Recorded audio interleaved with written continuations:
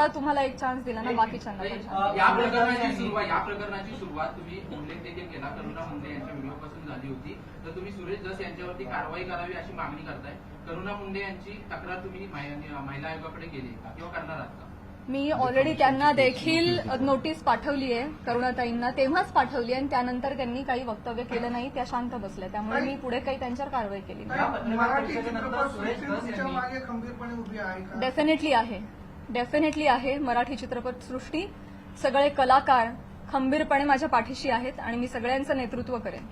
सुरेश धस यांनी जी पत्रकार परिषद आपली चालू आहे त्याच्यानंतर त्यांनी प्रतिक्रिया अशी दिली की हे संतोष देशमुख प्रकरण दुसरीकडे नेण्यासाठी म्हणून तुम्ही पत्रकार परिषद. मला हेच सांगायचं आहे तुम्हाला सगळ्यांना, हेच सांगण्यासाठी आज मी आली आहे की तुमच्या राजकीय हेतूसाठी तुम्ही कलाक्षेत्रातल्या कलाकारांची नावं का जोडताय? कलाकारांचा आणि राजकारणाचा काही एक संबंध नाहीये. तुम्ही जर कालच्या त्या भाषणामध्ये आमचं नाव घेतलं नसतं तर आज मी तुमच्यासमोर इथे नसते. मी आज माझ्या ज्योतिर्लिंग यात्राला असते. त्यांनी नाव घेतल्यामुळे आज मला इथे बसावं लागतंय. त्यांनी सुरू केली ही गोष्ट. त्यामुळे तुम्ही असा अर्थ जोडू नका, ही तुम्हालाही विनंती. आणि मुळात राजकारणाचा आणि कलाकारांचा काही संबंध नाही. तुम्ही तो ओढून आणू नका. स्पेशली महिला कलाकारांना तुम्ही इथे त्यांच्या प्रतिमा डागाळू नका. येस, हो, इथे मुलगी बोलतीये. या सगळ्या चिखलफेकमुळे कुठेतरी कलाकार कोणत्याही गोष्टीवर भूमिका घेताना म्हणजे काचकूच करतात असं वाटतं का? भीती वाटते ना, कारण प्रसार माध्यमं त्याला चुकीची प्रसिद्धी देतात.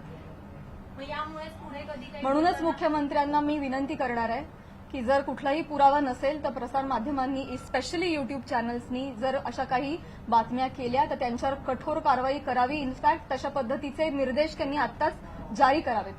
सुरेश धसांनी फक्त माफी मागावी एवढंच तुमची मागणी आहे? जरी त्यांनी माफी मागितली तरी त्यांच्यावर कारवाई करण्यात यावी अशी मागणी? मला ना प्रॉब्लेम एक दोन व्यक्तींनी बोलण्याचा नाहीये, या मला प्रवृत्तीचा त्रास आहे. हा प्रघात पडता कामा नाहीये की कोणीतरी काहीतरी फार कष्टाने नाव कमवतो, कोणीतरी एक काहीतरी येऊन बोलून जातं आणि अख्खी इमेज डागाळते. स्पेशली महिलांच्या बाबतीत मी पुन्हा तेच म्हणेन की नाव घेताना त्यांनी 3 महिलांचं का नाव घेतलं? पुरुष कलाकार गेलेच नाहीत का हो परळला कधी कार्यक्रमाला? मी जेव्हा गेले होते कार्यक्रमाला तेव्हा माझ्याबरोबर सुद्धा प्रसाद खांडेकर, गौरव मोरे ही मंडळी होती. अमीर हडकर, आमचे सगळे कलाकार होते. त्यांची नाही नावं आली. त्यामुळे स्त्री कलाकारांना याच्यामध्ये गोवू नये. राजकारण्यांनी स्वतःच्या स्वार्थापायी टीआरपी त्यांच्या अशा पद्धतीनं वाढवू नये आणि गैरवापर करू नये. हिंदी असो किंवा मराठी राजकीय नेते मुख्यतः कलाकारांना टार्गेट करतात.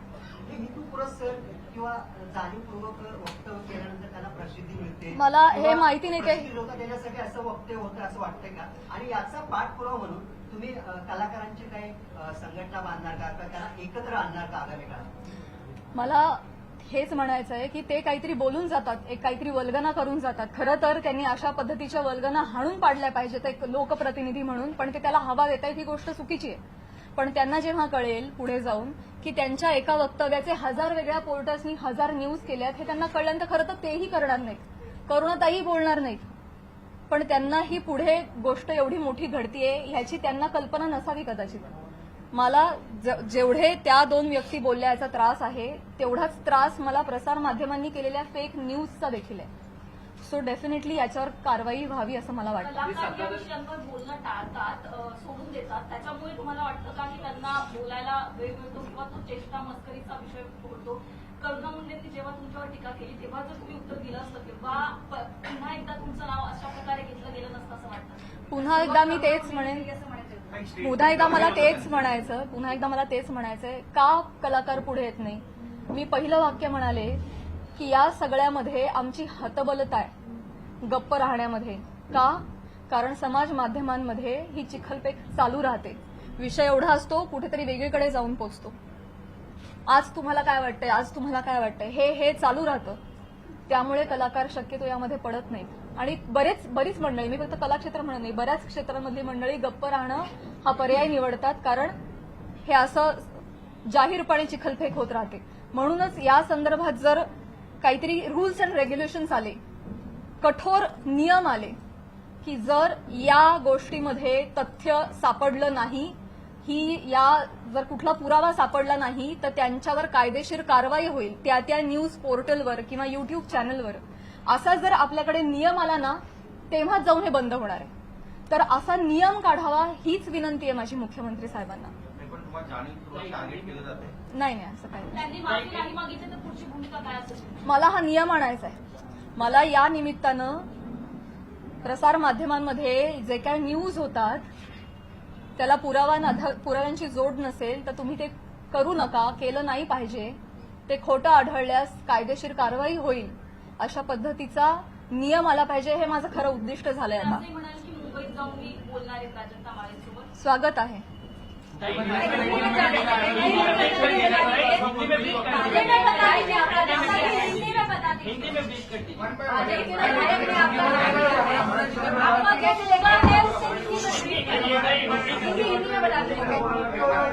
एका पत्रकाराला एकच देते.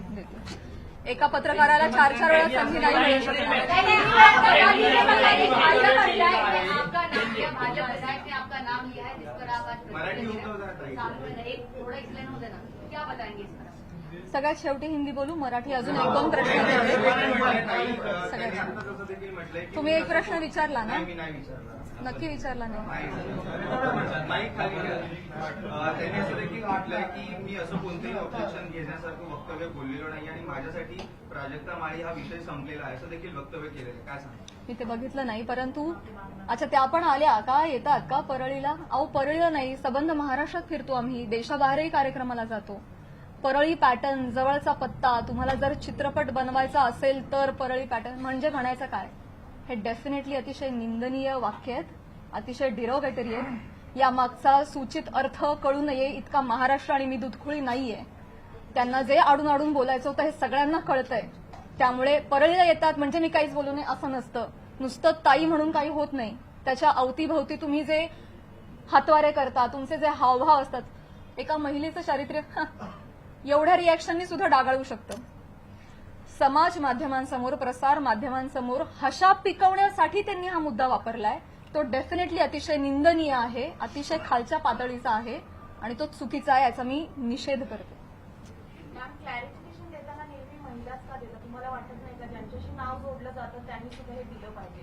आतापर्यंत बॉलिवूडमध्ये सुद्धा अशा अनेक गोष्टी घडलेल्या आहेत, पण महिलाच टार्गेट का होते याच्यावर तुम्हाला काय वाटतं? हाच माझा प्रश्न आहे मुख्यमंत्री साहेबांना सुद्धा, की हे महाराष्ट्रामध्ये एक निर्भेळ वातावरण कला क्षेत्रातल्या महिलांच्या बाबतीत असलं पाहिजे आणि आम्ही सॉफ्ट टार्गेट होता कामा नये. कुठल्याही राजकीय व्यक्तींच्या स्वार्थापायी आमच्या नावांचा गैरवापर झाला नाही पाहिजे, हीच माझी विनंती आहे. आणि हे दुःख आहे, आज मला माझ्या चारित्र्याच्या क्लॅरिफिकेशनसाठी प्रेस कॉन्फरन्स घ्यावी लागते. हीच निंदनीय गोष्ट आहे. हे महाराष्ट्रात होत आहे, सावित्रीच्या लेकींबाबत होत आहे, मला याचं दुःख आहे. करुणा मुंडेंनी ज्या पद्धतीने सुरुवात केली, सुरेश दासांनी ज्या पद्धतीने सुरुवात केली, पण ह्या सगळ्या गोंधळामध्ये ज्या व्यक्तीसोबत नाव जोडलं गेलं, परळीच्या एका व्यक्तीसोबत नाव जोडलं गेलं, तर तुला असं नाही वाटत का की त्या व्यक्तीकडून सुद्धा काहीतरी वक्तव्य आलं पाहिजे की जे काही चालू आहे त्याच्या? नाही, मला नाही वाटत. नाही. मुख्यमंत्री देवेंद्र फडणवीस सुरेश दसांवरती कारवाई करतील असं वाटतं का तुमच्या भेटीनंतर? मी म्हटलं ना, त्यांनी माफी मागणं, त्यांनी बोलणं, त्यांना हा प्रकार चुकीचा आहे हे कळलं पाहिजे. त्याचे परिणाम काय होतात हे कळलं पाहिजे आणि पुढे जाऊन या बाबतीत कठोर नियम झाले पाहिजेत. हे आता माझं मोठं उद्दिष्ट आहे. एका व्यक्ती संदर्भात तेवढा मुद्दा, त्यांची माफी, एवढा छोटा विचार मी नाही करणार. या बाबतीत काहीतरी कठोर निर्णय झाले पाहिजेत, काहीतरी रूल्स अँड रेग्युलेशन्स बसले पाहिजेत. इथून पुढे कुठल्याही महिला कलाकाराला, ही मी आज ह्या सगळ्या गोष्टीची पार्श्वभूमी घेऊन म्हणते, भविष्यात मला किंवा कला क्षेत्रात काम करणाऱ्या कुठल्याही महिलेला अशा पद्धतीच्या गोष्टींना सामोरं जायची वेळ येऊ नये यासाठी मी प्रयत्न करेन. आता तुम्ही म्हणाला की कला राजाश्रय मिळालेली मुक्ती होते आणि असे म्हणाला की महाराष्ट्रात आम्ही जर नाहीच फिरलो रसिकांचं कसं मनोरंजन होणार? अगदी बरोबर आहे, पण तुम्ही बाहेर नाही गेला तर त्याचं तुमचं नुकसान आहे, तुमचीच कला जनतेसमोर येणार आहे असं वाटत आहे तुम्हाला? मला प्रश्न नाही कळला. ठीक आहे. कलेला राजाश्रय मिळाल्यानंतरच ती कला मोठी होते. महाराष्ट्रभर फिरताय, राजकारणाचे कार्यक्रम अटेंड करता असं तुम्ही म्हणताय. आता तुम्ही जर नाही गेला तर त्याच्यामुळे तुमचं परिणाम होणार आहे, तुमचं नुकसान होणार आहे असं वाटतं तुम्हाला? डेफिनेटली मुळात वेगवेगळ्या शहरांमध्ये जाऊन, वेगवेगळ्या ठिकाणी जाऊन प्रेक्षकांचं मनोरंजन करणं हेच तर कलाकारांचं काम आहे, कर्तव्य आहे. निखळ मनोरंजनासाठी तर कलाकार प्रेक्षकांशी संवाद साधण्यासाठी वेगवेगळ्या ठिकाणी जातात आणि गेलंच पाहिजे. ते आमचं उपजीविकेचं साधन पण आहे आणि आमच्या स्वातंत्र्यावर अशी गदा नाही येऊ शकत ना. त्यामुळे कलाकार धर्म आम्ही पाळतोय, पण त्याचा असा पद्धतीनं चुकीचा अर्थ काढणं हे क्लेशदायक आहे. पण तेव्हाच कला मोठी होईल जेव्हा त्याला राजश्री मिळेल. मिळाली पाहिजे, म्हणूनच म्हणते रूल्स अँड रेग्युलेशन्स आणा. हिंदी में मला एक क्वेश्चन विचारायचं आहे. नहीं ठीक है, नहीं ठीक है. मैं यही कहना चाहूंगी कि आज जो भी यहाँ पे हुआ, सुरेश धस जी ने जो भी बोला है वो काफी निंदनीय है ही. उसके खिलाफ हम काम करेंगे डेफिनेटली. महिला आयोग भी करेंगे, माननीय मुख्यमंत्री जी भी करेंगे. सबसे मैं निवेदन करूंगी, लीगल एक्शन भी लिए जाएंगे. लेकिन इसके परे जाके मैं ये रिक्वेस्ट करना चाहूंगी गवर्नमेंट से कि जो भी एक दो व्यक्ति कुछ बोल जाते हैं, उसके बाद जो हजारों न्यूज चैनल्स, यूट्यूब चैनल्स जो ब्रेकिंग न्यूज बनाते हैं और फेक न्यूज बनाते हैं विदाउट एनी स्ट्रॉन्ग प्रूफ्स, उसके खिलाफ कुछ स्ट्रॉन्ग एक्शन ली जाए.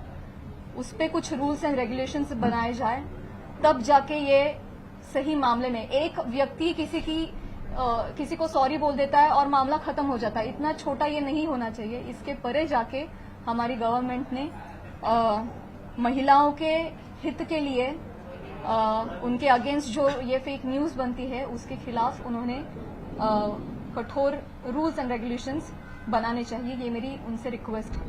आपकी इस मामले में सीएम और डीसीएम किसी से बात हुई है? जी, आज सुबह मैंने उनका टाइम लेने के लिए फोन किया था और हमारी बात भी हुई. सीएम साहब से? जी, और उन्होंने भी ये बोला कि ये नॉनसेंस मैं भी बिल्कुल टॉलरेट नहीं करूंगा और मैं आपको प्रेस कॉन्फ्रेंस लेने से नहीं रोकूंगा. आप प्लीज जाइए, प्रेस कॉन्फ्रेंस लीजिए.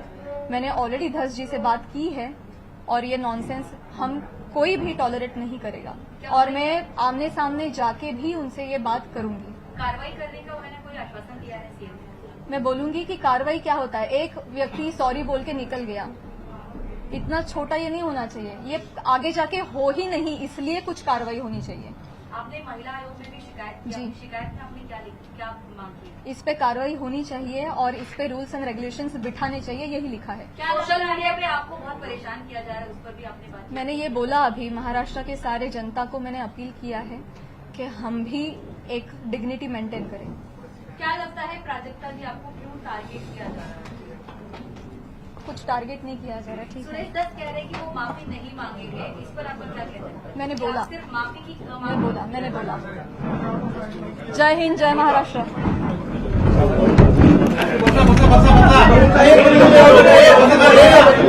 ताई, बोलो.